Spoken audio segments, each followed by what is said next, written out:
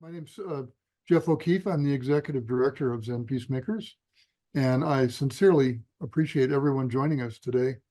Thank you for taking time from your day and spending it with us for a while here. I am most happy and grateful to our friend Roshi Joan Halifax for joining us and sharing with us today. Roshi and I have been trading emails for quite some time. She has one of the busiest schedules of any person I know. So I'm just really, I'm happy that this worked out, and I'm happy that you all have a chance to attend here. And I won't go into a long bio because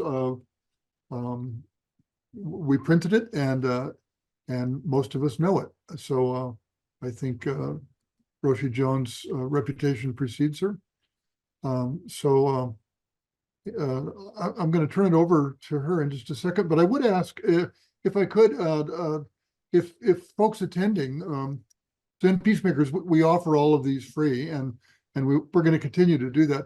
But we do love it when people can donate. So if it's in your means to donate to Appamāda Zen Center and to Zen Peacemakers, it's wonderful. It helps sustain all of us. So thank you in advance if you're able to do that. And folks are still arriving, so I'm going to be the doorman here a little bit too.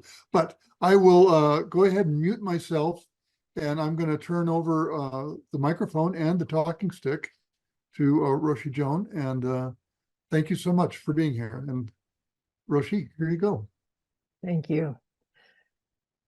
So I see quite a few old friends gathered this morning. Thank you so much for showing up, which is our practice, not necessarily showing up to this, but showing up to everything that is happening in our world today.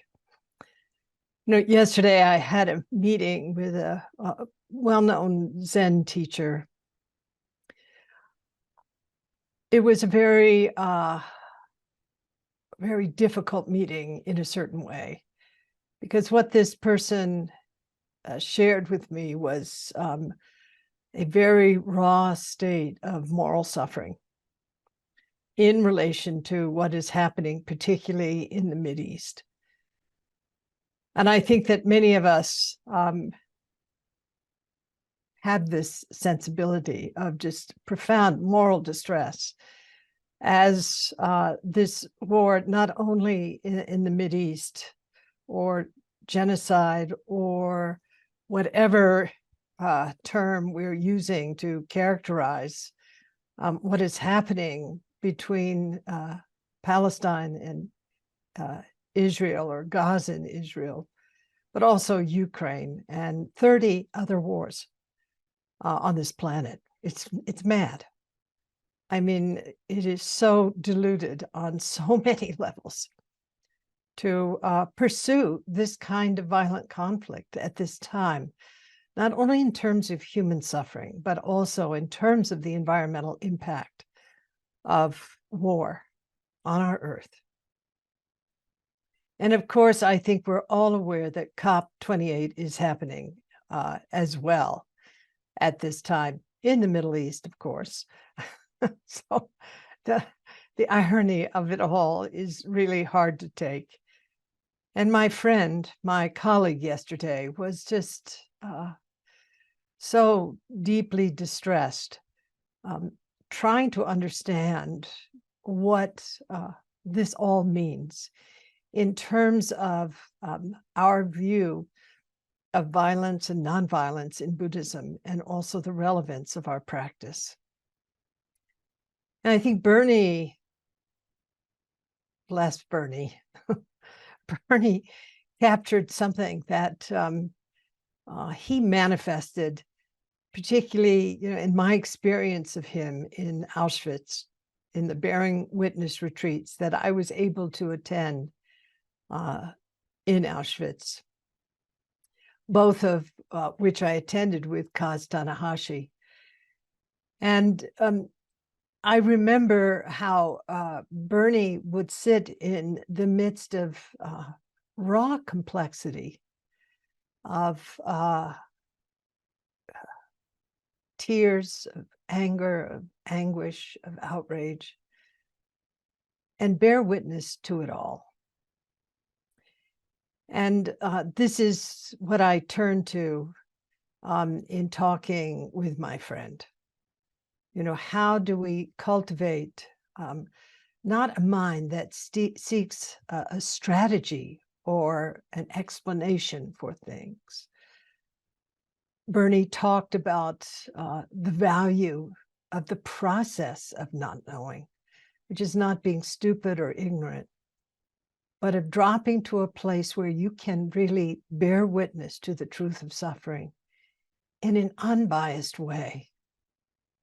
And from not knowing and bearing witness, then the possibility of compassionate action can arise.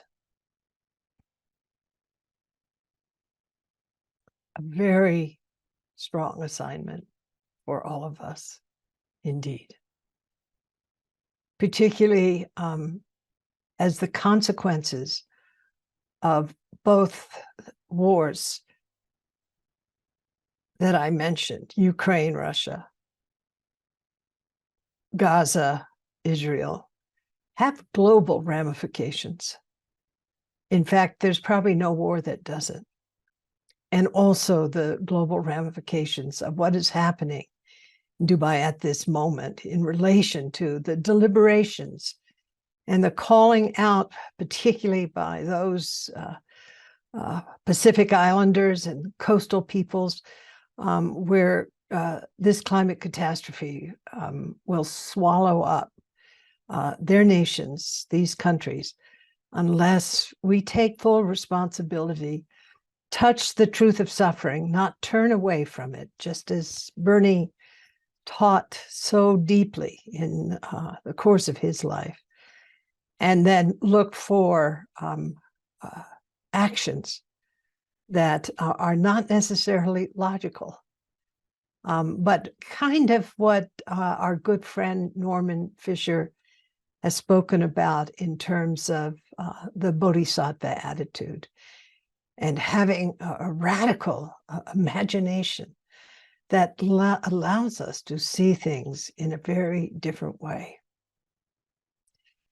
So I welcome you to this talk. I'm going to talk for a little bit, and then I just would love us to open up into discussion, sharing perspectives, because, it's funny, I don't want to say all the things that I already know. I'm more interested in what your experience is, what your perspectives are. But let me just seed things with a few stories, if that's okay. But before I do, I'm going to ask us to actually put in the chat. I would be so appreciative if you would say where you are right now. And I'm going to open up. I want to show. I'm going to open up the chat so I can see. I just love to know the geography that you're currently in. Thank you, Montreal, Vancouver, Long Island, Corvallis, Santa Fe, Germany, Utah, England. Wow, wonderful. Finland. Wow, they're flying past at a rapid rate. Holland, New Jersey, Santa Fe, thank you. Mount Shasta, San Diego, Northern California, Switzerland. Wonderful. Thank you. Thank you all so much. So we have friends from, many parts of the world here. And I thank you, because I see actually quite a few names from our Upaya Mahasangha, and also we're part of the Zen Peacemaker order in its heart, and so many wonderful people from ZPO. Wonderful. Thank you so much. So, recently I was asked to give a talk for a community in Japan, using some of the words of Bruce Lee And I was really delighted because, of course, I'm at the age where I always loved Bruce Lee movies.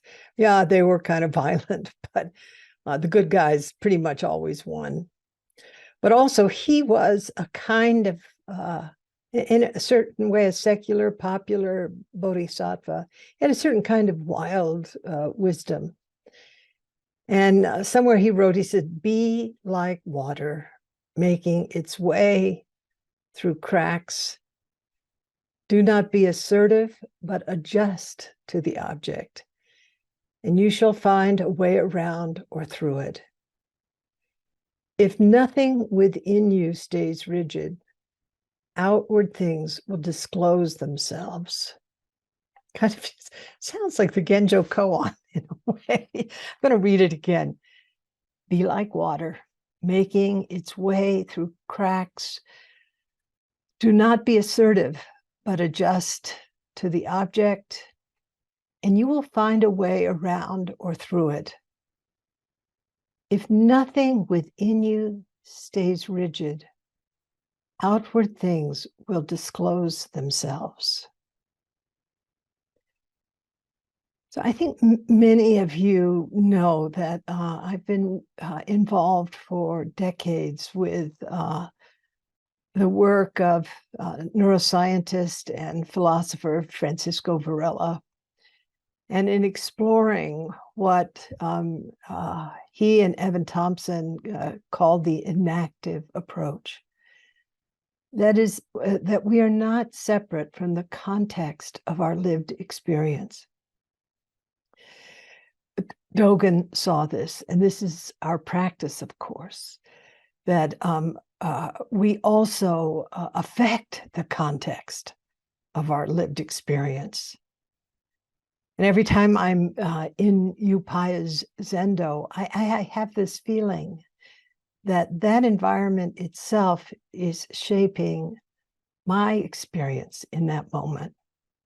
Very much like what it was to sit in Auschwitz at the selection site with 100, 150 others.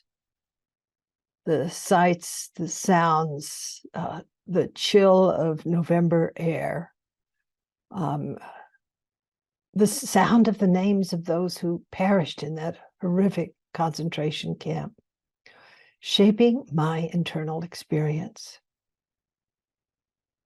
If nothing within you, says Bruce Lee, stays rigid, outward things will disclose themselves. And I think our practice is very much in this vein. That the separation between outward and inward is a construct. And what Lee, I think, was talking about very much in the chord of what Bernie was talking about was this incredible power of being nimble, of being fluid like water, of being permeable, adaptable, responsive, emergent, being able to be in the present moment, moment by moment, and being awake, being vital, and being responsive in a way that is congruent and spontaneous with whatever is present in a moment, which is one of the things in a paper I wrote some time ago on inactive compassion, not IN, but ENACTIVE, compassion from an inactive perspective. That is that Cisco once said, compassion has no rules. Compassion is not prescribed. It's not prescriptive.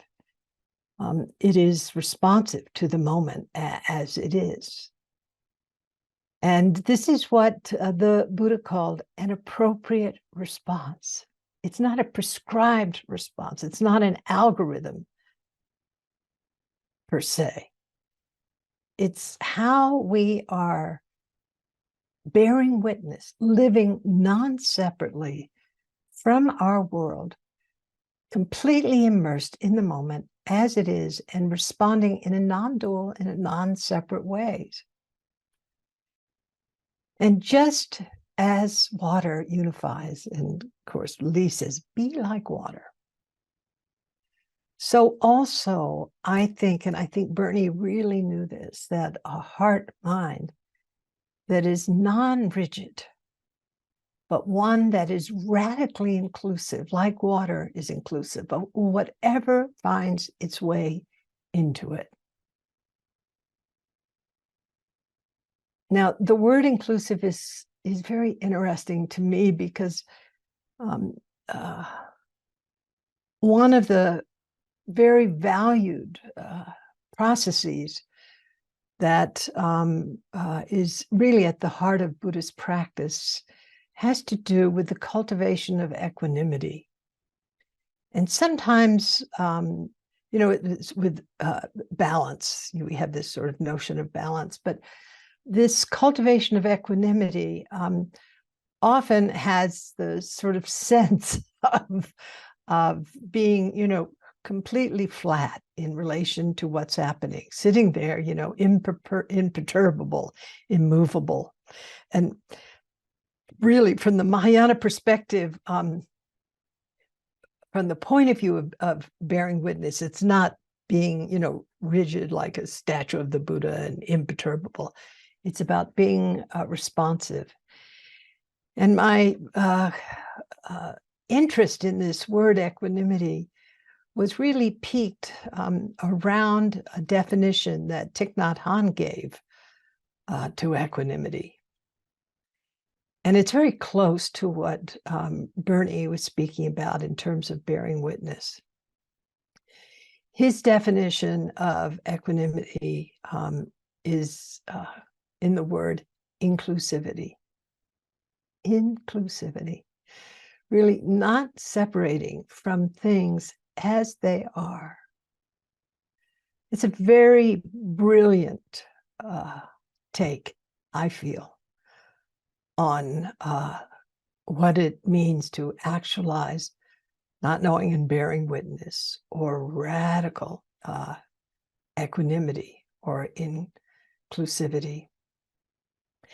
And that's what water does. It kind of soaks into everything. It finds the crack in the landscape, in the hardest material, and breaks things apart to include. So I want to share a story or two in this brief time that we have together, because I think stories are cool. And each of these stories, I might do 3 stories, but I might just do 1, depending on the timing. But this story was actually shared with me by one of my successors, Kozan Palevsky. And it's about a woman called Josephine Mandamin, who's a Anishinaabe grandmother who was born actually in the year I was born, in 1942. Josephine was a survivor of the Canadian Indian residential school system. She was also a founder of the Water Protectors movement in North America. And during her 77 years, she walked about 25,000 miles around the shorelines of all the Great Lakes and other waterways in North America. And she carried a single bucket of water to bring awareness to the need to protect the waters of our earth from pollution, and particularly to the immense lakes that were sacred to her people. Now, what really got me about this story is that it was just one old woman who began this, humbly carrying a single bucket of water, not looking to make headlines, not even thinking about starting a movement, I mean, so often we feel we have to create an institution, do marketing, make a whole thing of everything. But the importance of every action that we're engaged in at whatever level, whatever scale that we operate at, that we offer our lives to. The scale doesn't make any difference. What makes a difference from my point of view is showing up. Showing up. Sitting not with the sort of ambition to change the world, because we could be vastly disappointed, needless to say. But taking that step, much as Bernie did with Auschwitz, going to Rwanda in relation to his work with the unsheltered and the work that so many of you do. So Josephine did not really resource the inspiration for her actions until the year 2000, when she was at a Sundance ceremony in Pipestone, Minnesota. And the Grand Chief, Eddie Benton Bernays, told her and others that he had a dream. And in that dream, water would cost as much as gold by the year 2030. And I think that dream, though prophetic, in the sense of locally prophetic, I think that there was some kind of really important truth in that dream. And then what he did was he turned to people in the ceremony and he said, "What are you going to do about it?" And so I ask, all of us, whether it's the waters, the forests, the creatures, our atmosphere, we have to ask ourselves, what are we going to do about our earth, our only home, and the climate, which seems indeed to be showing her wrath? And what are we going to do about it in relation to the lives of all those who will come after us? I think that we have to look deeply. We have to look courageously. And we have to find the cracks in our lives and in the systems that feed our lives. In COP28, I just saw this short clip of this 12-year-old girl streaking onto the stage with her sign, basically signing that document that they have created at COP28. The oil barons, in a way, have created COP28, is signing a death sentence. And she, needless to say, got pushed right off the stage and then got pushed out of the meeting. She found a crack, but her actions went viral. And her age is not inconsequential, because she will be living the future that we are creating now. And my friend Cristiana Figueres, the climate activist, says, later is too late. These are actions that we must take now.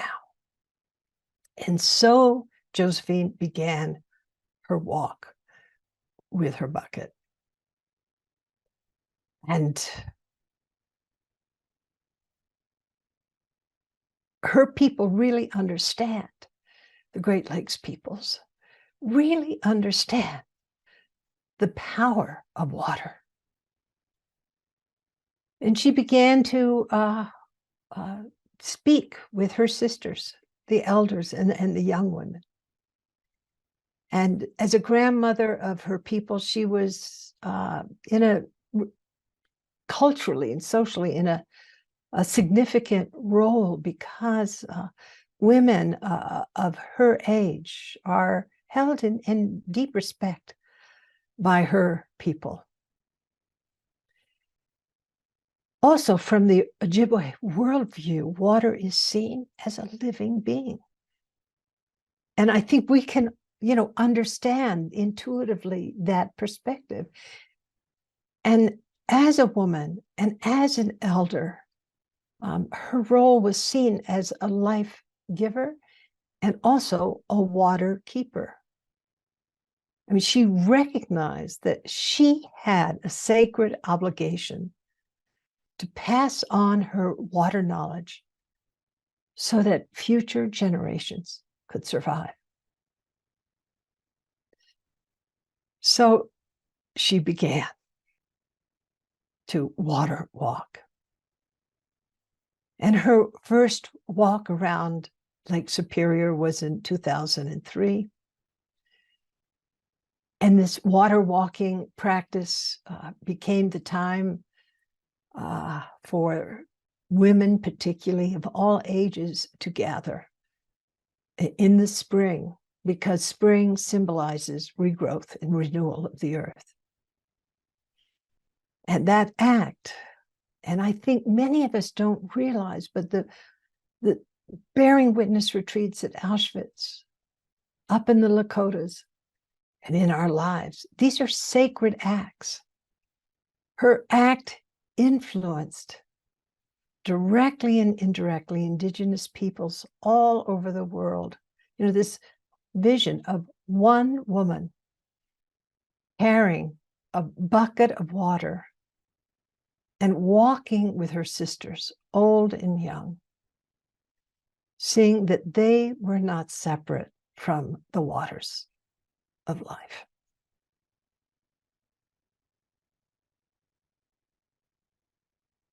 We could say the same about our atmosphere. We are not separate from the very atmosphere that we breathe. We are not separate from the forests that produce, as the oceans do, the very oxygen that gives us life, or the ecological diversity that we take for granted, so many of us. So often we don't recognize.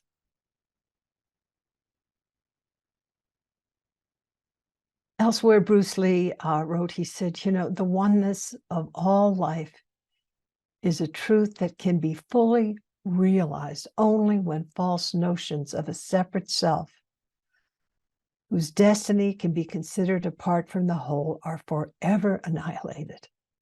It's pretty amazing. But these are our words that go straight to the heart of our view, of our practice. The oneness of life is a truth that can be fully realized only when false notions of a separate self, whose destiny can be considered apart from the whole, are forever annihilated. So the call in a certain way is to be like water. We all share a common life and a common destiny. And this is, of course, a message that the Dalai Lama, His Holiness the Dalai Lama, repeats again and again about our common humanity. No matter what color our face is, no matter what our job is, we are linked in a common destiny. We all share a common life. And it really comes right out of the Bodhisattva's way of life, where Shantideva, actualizes this vision so clearly, making this our lived experience through looking deeply and waking up and getting our notions of a separate self to, as Bruce Lee says, just annihilate those perspectives. Annihilate those perspectives. So I want to just take a short break right now as we sit with this story to first of all say, one person can make a difference. Maybe not in this lifetime. I think this is important, but it's this congruent living with our values and our views, where we are living in a way that is has to do with a deep sense of morality and moral character. But also it's, that sounds a little, I don't know, what could we say, precious.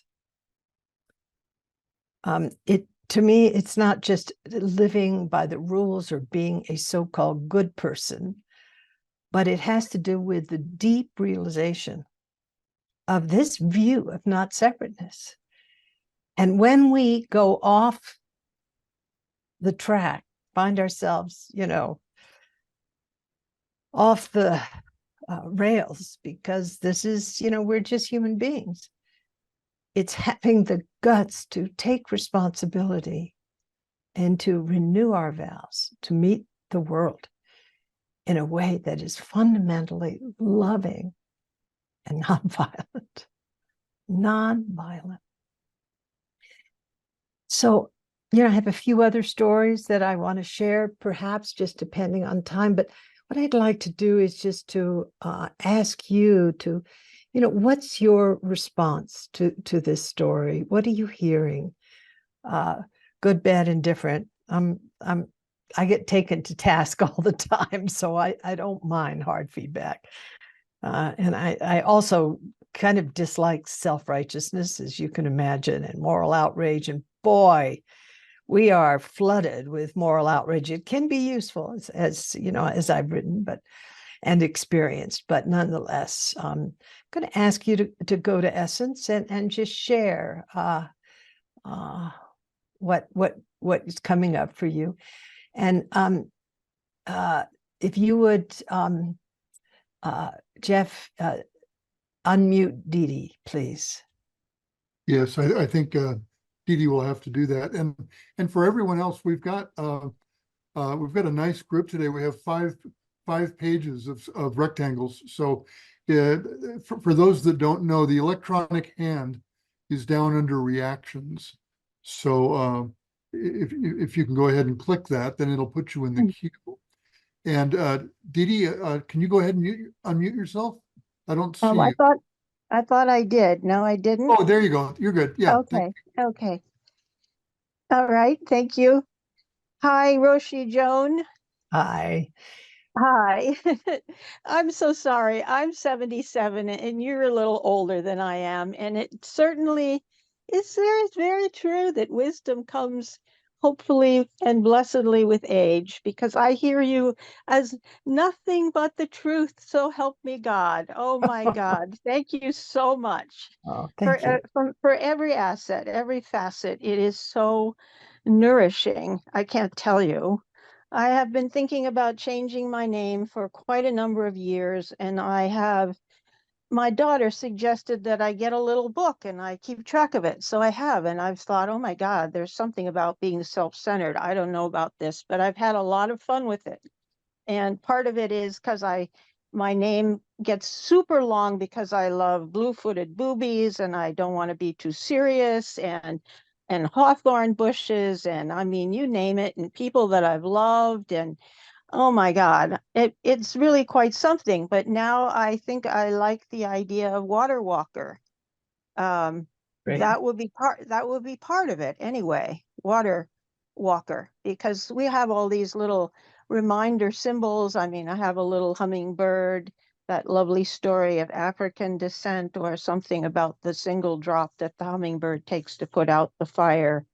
But I also was searching for something Native American because I'm here. I live here. So I thank you so much for that. Thank you so much, Dee Dee.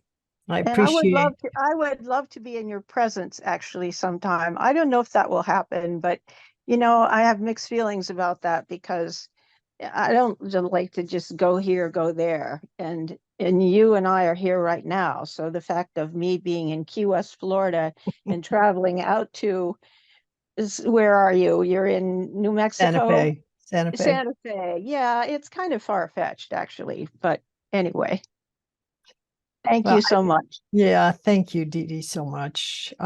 Anyway, I want to thank Zoom and, the technology that has made it possible for all of us to gather in this way. I think it's pretty radical and pretty rich. And, one of the things that I think is important is that it's a lot less impactful from the point of view of the environment, getting on airplanes. And I have enjoyed not getting on airplanes as frequently as I have in the past, knowing that, we have to make it count, but we can connect this way. So thank you so much. I see an electronic hand up, and please help me with your name. Do I want to say Halem? You'll have to, there you go. Yes, well said. It's Halem. Oh, I got lucky. Roshi, Joan,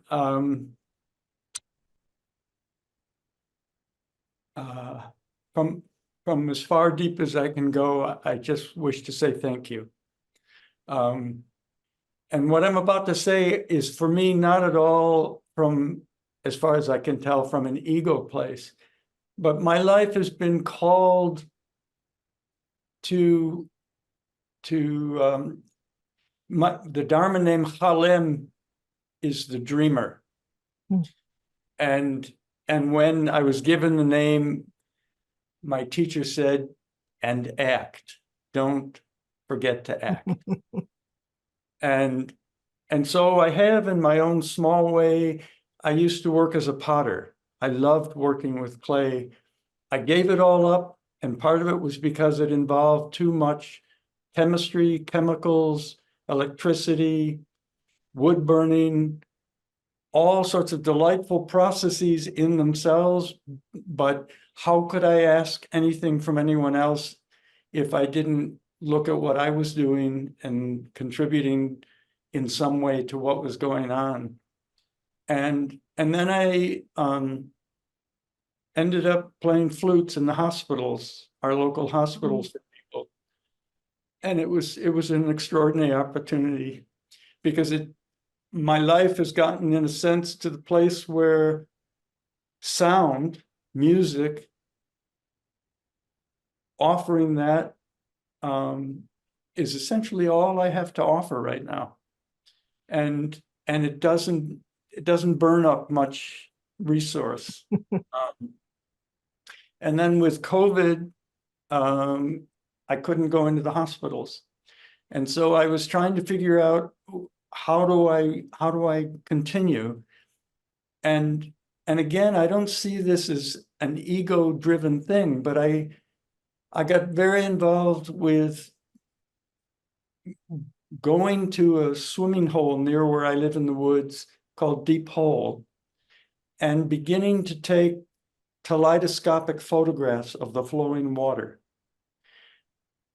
More than 10,000 photographs later, each time I do that, because a kaleidoscope, unlike a kaleidoscope, which has beautiful colored bits inside and does all sorts of wonderful patterns, a kaleidoscope is clear glass that draws in the colors of the environment.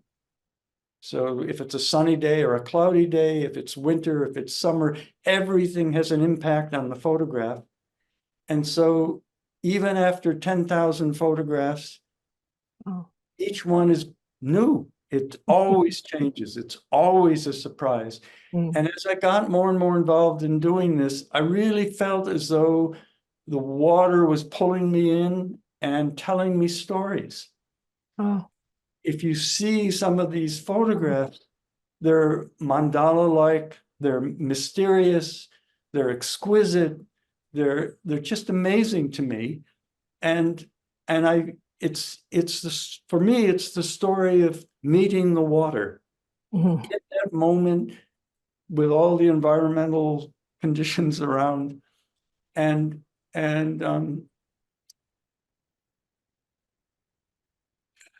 sort of is making I guess a compromise, because I couldn't go into the hospitals. I went into technology more than I resisted an iPhone, I resisted a computer for a long time, but I got a grant from this incredible foundation, which allowed me to get a computer and a microphone. So I turned my living room into a recording studio, and I can Zoom flute music into hospitals around the country, children's hospitals and other hospitals. And I just feel blessed. It's this amazing opportunity. And I'm only saying all this because I keep asking myself every day, what am I doing and what can I do? And what do I need to let go of? I chose never to buy property because in some very essential way, I believed that it was stolen land. How could I own stolen property? And so that was another decision to make, that I would live in someone else's, in an apartment, an old 100-year-old house. And so it's a pruning process in some ways, of looking to some degree at what has been comfortable and familiar that needs to be pruned and altered to more align with what is before me. And this is just all in saying that all you've said to me really touches me and affirms the need for sort of an urgent, not reactive and desperate, but an urgent commitment to how can I choose to live, which in itself bears witness to what I see around me. Wonderful. And so that's an ongoing question. So I just deeply thank you. Well, thank you so much. You know, the term in traditional Buddhism, an appropriate response, that's very much in the chord of what you are, looking deeply at the reality of your life, of the resources that just you as a human being are consuming, seeing the truth of cause and effect, and not making a sort of ego case out of things, but living in a way that is deeply informed by a sense of integrity, which means wholeness. The realization of fundamental interconnectedness or wholeness, or not separateness. So I just thank you. And I'm reminded of a story about Atisha in a previous lifetime, who was standing at the roadside as a child, and the Buddha was approaching with his community, and Atisha recognized the great heart of the Buddha, and he picked up a handful of dust and he handed it to the Buddha as if it were gold dust. And the Buddha recognized, this complete selfless generosity of this child. And of course, in a future lifetime, the child was reborn as the great philosopher, Atisha. So, I love that story because it's kind of, in relation to what you shared, it's the humility, the simplicity, the directness, and why I have told the story of Josephine Mandelman to various communities, because understanding cause and effect, understanding personal responsibility, understanding coming from love and not separateness, seeing the sacredness of all of life, and doing, embodying a response that is authentic, not like you're building a bodhisattva business, so to speak. You're not trying to get a bunch of bodhisattva badges for what you're doing. You're just doing what is congruent with the situation as it is.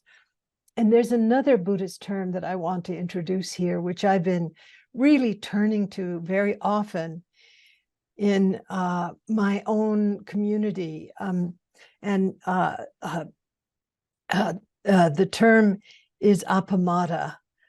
In that term, really, it's usually translated as vigilance or heedfulness, or even conscientiousness. But I make the point that Stephen Batchelor translates it as care. And I really love that perspective. Because in the texts, you can actually go to Wings of Awakening, Thanissaro Bhikkhu's wonderful translations of the Pali Canon. You can put in Appamāda and get all of the references to, every time Appamāda appears in the text, there it is. And one of the images that is evoked around the term Appamāda is like the elephant's footprint, that all other states and processes, whether it's the Brahma Viharas or it's the factors of awakening and etc., all are like smaller animals that can fit within the elephant's footprint of this embracing, inclusive Appamāda of conscientiousness and care. Now, translating it as heedfulness and vigilance is, I appreciate the translations that are commonly used, but they're a little bit, they have this kind of anxiety or sort of, anxiety associated, it's like being a prairie dog out of the hole, sort of looking around, is the eagle going to snatch me? Well, maybe the ego will snatch you. So maybe vigilance is not a bad translation. But I love that Stephen translated it as care, just in the same way that Thai brilliantly translated equanimity as inclusivity. And as such, this kind of conscientiousness really has to do with, in our practice becoming more sensitive, but less traumatized. Let me understand. The deeper our practice is, the more sensitive we are to when we go off track and we bring ourselves back, correct course, and we take responsibility, and we live by vow. We recommit to, hey, I'm not going to do that again. That was harmful. And we actually do have this kind of pulse of remorse, which is important. We shouldn't feel good about harming others. We should feel remorse, and we should renew our vows. And of course, one of the ways that we actualize Appamāda, and we actualize or conscientiousness and care, and we actualize an appropriate response is through community, through our relationships with each other, which are characterized by conscientiousness and by transparency, by the guts to really disclose, who we are in any given moment, and take responsibility when we harm others, and to have a community that gives us feedback. And I think this is one of the reasons why the third treasure in Buddhism is the Sangha, and why Thai said so clearly that the coming Buddha is the Sangha. The future Buddha is the Sangha.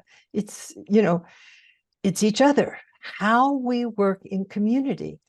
And this is one of the edges, that we're facing. And I feel like the story of Josephine Mandelman is really important because she was a grandmother, an elder.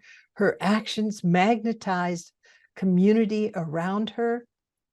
Community became a participant in her act of humility and care and conscientiousness. And when she died, they have carried on her work. Not only the Anishinaabe people, but indigenous peoples all over the world. That kind of conscientiousness / care, or dash care, I think is really critical, that we develop that capacity in ourselves, but also through each other. So I just, I just want to say, I really appreciate the humility, Helen, that you bring, and conscientiousness of being aware. Like, I still get on airplanes. I'm not going to, say I don't, but one heck of a lot less often.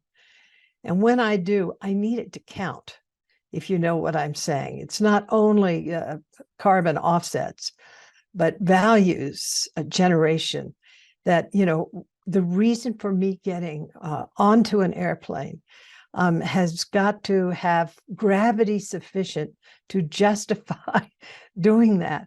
And again, with COP28 going on right now, and the oil barons trying to dictate global agreements. And listen, get on Twitter, get on Facebook, LinkedIn, send your voice.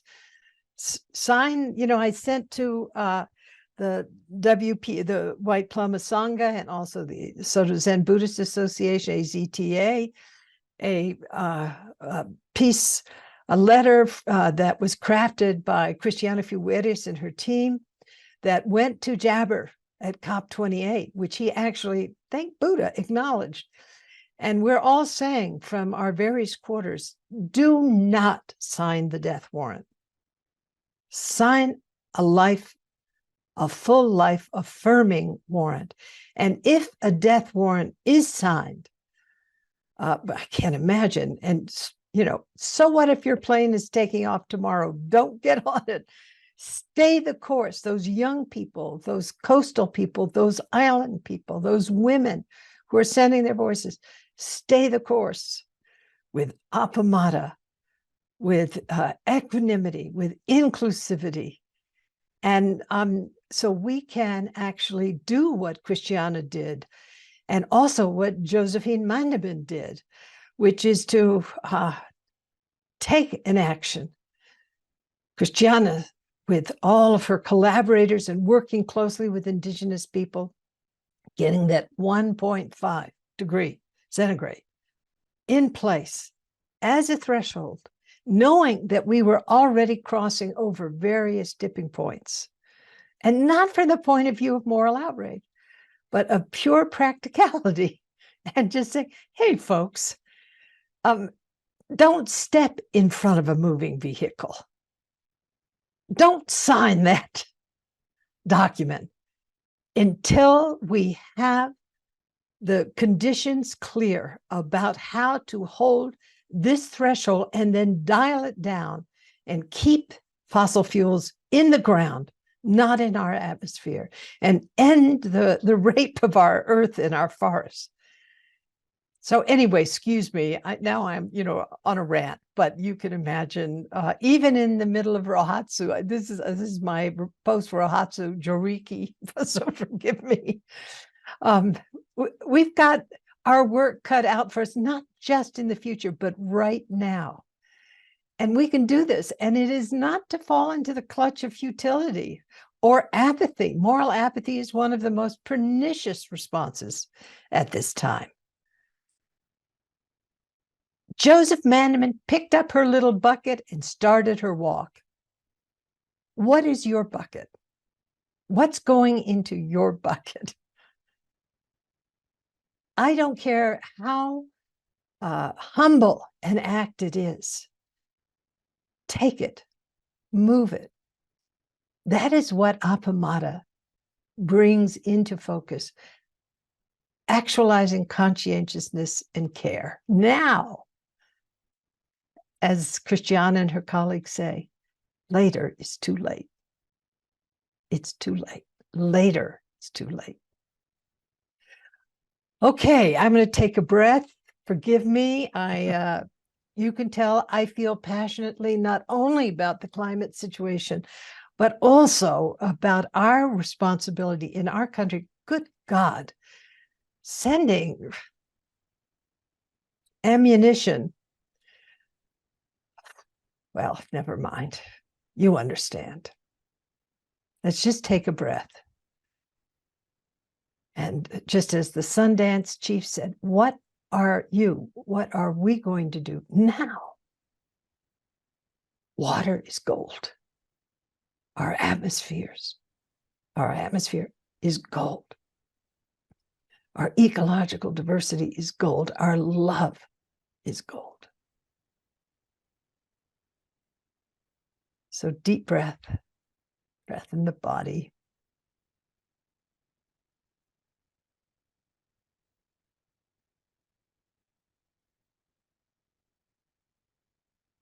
Roshi, we have a couple of hands up. If you'd like, would you like to take another question or two? Sure. And someone I know from Brazil asked if you could write out that word Appamāda in the chat so that maybe they could Sure. translate. Yeah. We get to.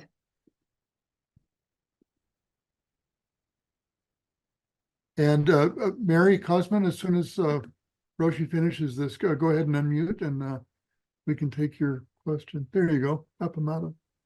Thank you. Thank you so much, Roshi, for being so inspiring.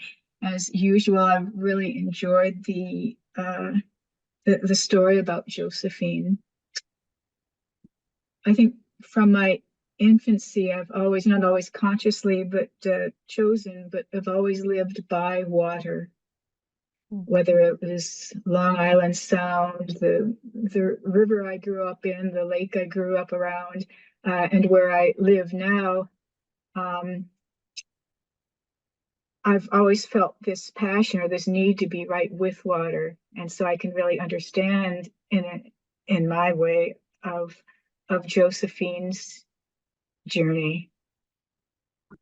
And now in the Elk River Valley, I'm working mostly with food security, but we need water to grow the food. And my colleagues here are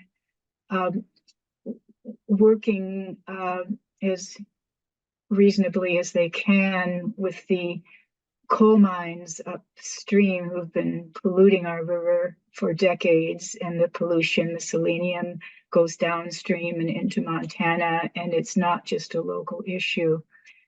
But it made me think, as you were talking about how we don't need to get on an airplane and go to Dubai. We need to, and this is no new idea, of course, we need to just work on solutions where we are. And I thank you so much for inspiring us to try to do this. Thank you. Thank you for what you're doing. And I think of Schumacher's admonition about how important local action is.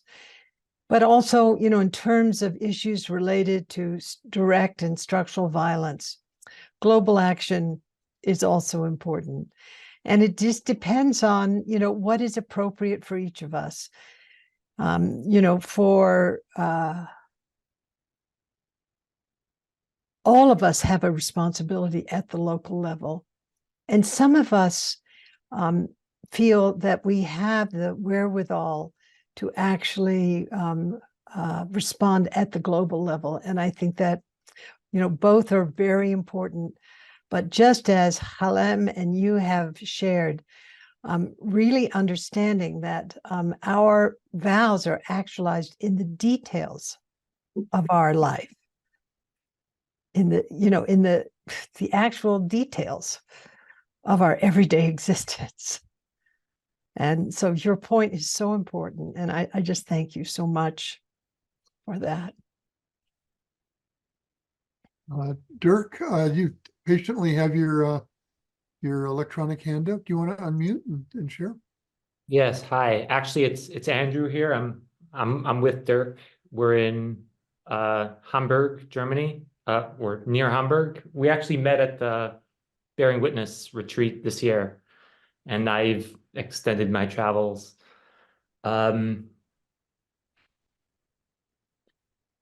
Yeah, I'm really grateful to be here and thankful for you, Roshi. I'm I'm reflecting upon the Appamāda and also the relationship between bearing witness and equanimity, and how that means bearing witness to the wholeness of life, and that inclusivity part Yeah. is feeling important for me. And there's a lot of complexity to sit with. On Sunday, I was in Berlin at the Berlin Wall, and then stopped by the monument for victims of tyranny and war. And after that, on my way to the Holocaust Memorial, I bumped into the Free Palestine rally. And after the memorial, I bumped into a anti-Semitic rally, and just all this. Yeah. And it's particularly hard because people that I would have thought were more enlightened, to use seeing more and more the interconnectedness of everything, to quote Bernie, are falling into fear and just falling into this fundamentalism, and that's been rough. So I'm grateful to have this Sangha. Thank you. You know, as I said to my friend, whom I was referencing at the beginning of this talk, this wonderful person was trying to figure it out.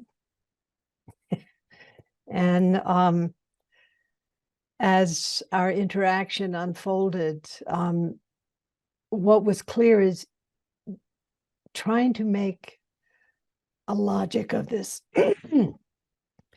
or trying to find a strategy through this in the sort of normal way that one would do, say, you know, as a scientist or a business person, or from our Western perspective, where we're always looking for, well, this is how we deal with it.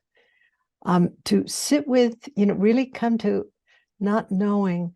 But in the bearing witness piece, one of the things that came up for me in this interaction with my colleague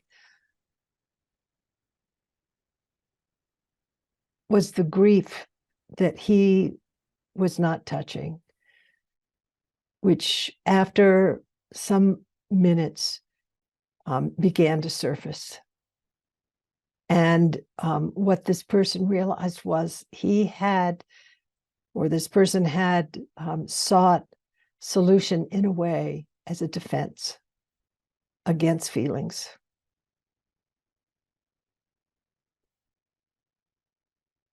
As a defense against the brokenheartedness and the fear that many are experiencing, including I experience at various times. And it's not to turn away from that, but strategizing is a way that we avoid. And it, in a way, affects our moral character when we turn away from our own suffering and confusion in response to the conditions of our current environmental and social climate. And again, going back to beloved Bernie, you know, one of the things that really moved me about Bernie's later years after his stroke, you know, he was so smart and he was an incredible strategist. But after his stroke, I remember sitting with him and Eve in their little house. And he said, you know, the stroke has made me more emotional. It's as though the stroke had somehow disarmed him from the convention of structural thinking into direct feeling. And this gives our life a flavor. It gave his life a flavor in his final years. And I, as an older person, am also feeling it as well. It is not to turn away from that suffering, which is not separate from the suffering of others, including the suffering of the perpetrators. So I'm so grateful that you are, going to Auschwitz. And I'm grateful that you are weaving in and out, of the protests. And I'm so grateful protests are happening. But also it's to understand, how, it's very difficult for us to identify the suffering of perpetrators, that those who cause harm to others, that state of mind is also suffering. And I think this is something that Bernie saw so clearly, and how he could sit with equanimity and inclusivity in these conditions of extremity that he invited us to be part of, to not turn away from the charnel grounds of those whom we identify with in the waves of suffering, but also those we don't identify with, like political leaders, or like the prison guard who's beating a prisoner, or the policeman on the knee on the neck of George Floyd. That too is suffering. Not the kind that we want to necessarily feel compassion toward. And I think it's important to feel compassion toward all. Compassion is not sappy. It is characterized by radical inclusivity and by Appamāda, an appropriate response, conscientiousness, and care. At least that's my opinion. Thank you for sharing. Roshi, do you want to take more questions, or do you have another story, or how would you Well, like I to? have one more little story. I don't know if it's of any use, but this is, and we'll just finish up. It's middle of a working day for me, and probably many of you. One of the things that I feel kind of lucky is, for some reason, I've been able to give a couple of teachings at Eiheiji Monastery, which is, of course, the monastery in Fukui province in Japan that is part of the Soto school, founded by Eihei Dogen in the 13th century. And it was a really, really, really amazing environment. And every time I've gone to Eiheiji, whether to teach, it's kind of a trip to teach there, that particularly since I have a hairdo now as compared to a hair don't. But this is interesting. It's my COVID hair, because during COVID, I was up in the mountains for a couple of years and without plumbing. So needless to say, my hair couldn't, I wasn't shaving my head anymore. I had a shaved head for 25 years, and my hair grew out, and I just keep it that way. So, sitting there in front of these monks is kind of wonderful, because the message that I was asked to share in that context was around socially engaged Buddhism. And so I'm pretty grateful to have that opportunity. Now, every time I visit Eiheiji, before I enter the monastery, I pass through these stone pillars on either side of the entrance. And on there are words inscribed, and of course in Japanese, on those stones, and it says, if after using a dipper you return the small amount of water that's left in it to the stream. It will be precious water that myriads of people can use. In other words, what is it to just naturally practice dana paramita, this act of being a, bodhisattva, giving life to life, as Dogen says. Always considering others before you act. Much as we've heard from those of you who've spoken in our time together. I feel like this is, in a way, the essence of Zen, giving life to life. Appamāda, conscientiousness and care. It's a powerful message in our lives at this time. And also going back to the sort of Bruce Lee words, what is it to be like water? The selflessness of water, the ability of water to take any shape, an appropriate response, able to meet any situation in its terms. So I look at Josephine Mandelman's water walker offering, and also this admonition or invitation at the gates of Eiheiji Monastery, that these are stories that reflect for me selflessness. I remember in one of Kaz's translations of the works of Eihei Dogen in the introduction done by Norman Fisher, he said, an enlightened person is basically unselfish. This is what a bodhisattva is, the realization of this paramita of generosity. Instead of just flipping the water out of the dipper, offer it back to the river. Offer it back to the river of life. So I finished